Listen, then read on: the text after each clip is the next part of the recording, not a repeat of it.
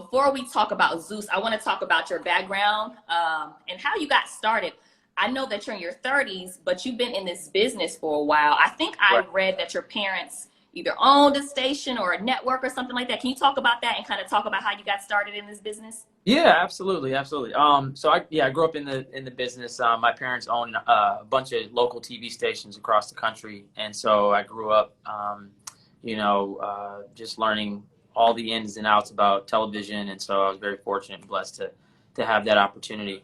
And when I graduated high school, I ended up moving to Florida and went to college at a school called Full Sail, which is a media school, and graduated there with entertainment bachelor's degree and associates in film. And then I moved to LA. I think almost I want to say like 15 years ago, and close to 15 years, and landed a job working on Extreme Makeover Home Edition as a PA, and very humble beginnings, and it was great. Worked on that project for about 2 years, and just had this desire to want to get into producing and executive producing. And so after Extreme, I ended up getting a first look deal at BET with my brother and my other partner, Jason Tolbert.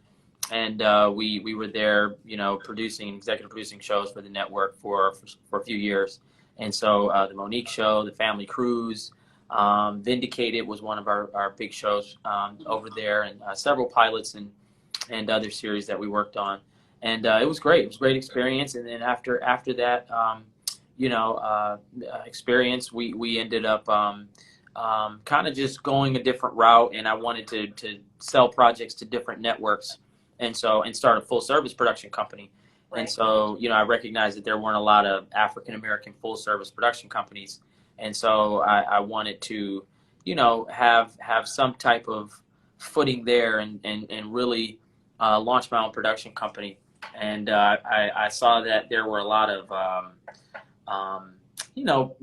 African-American shows, but they were produced by predominantly white-owned companies. Right. And so I saw that void, got an investment by a guy named Jonathan Rogers and Harold Lewis, and they were instrumental as far as getting me to launch that company. And the first show we sold was Preachers of LA.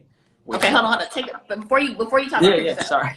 I want to take a step back. So how did your parents get into the whole having stations and that kind of thing? Yeah, my parents, my dad was one of the first African-American American TV owners, and he just had this vision and dream to, in 1982, to start a faith-based, network. And so it was called the Christian Television Network. And they were passionate about ministry and, creating original programming. And so they launched a few other stations in Detroit, New Orleans, and a few other places. Your family's from Detroit, right? Yeah, we're from Detroit. And so back then it was a big deal. He ended up getting a license from the FCC to start this network. And, Bob Johnson, I think, was the only other one. He went the secular route. My parents stayed Christian. And so the models are totally different, the business models, BET and, the more mainstream commercial television networks would, they would end up selling to advertisers and investing in original programming.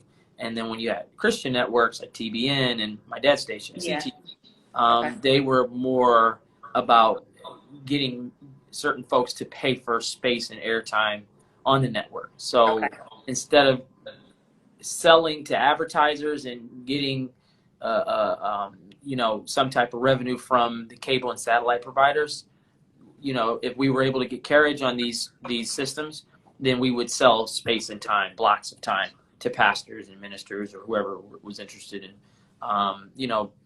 putting out their original program. Did you work with them when you know, growing up? Okay. So I worked very closely with my parents, and I was 12 years old. I was editing at like 12 and doing all sorts of things in the company, but learned a lot from some incredible people that worked for my parents. And when I was 18, I just had this vision and passion and moved to LA, and so that's what I ended up doing.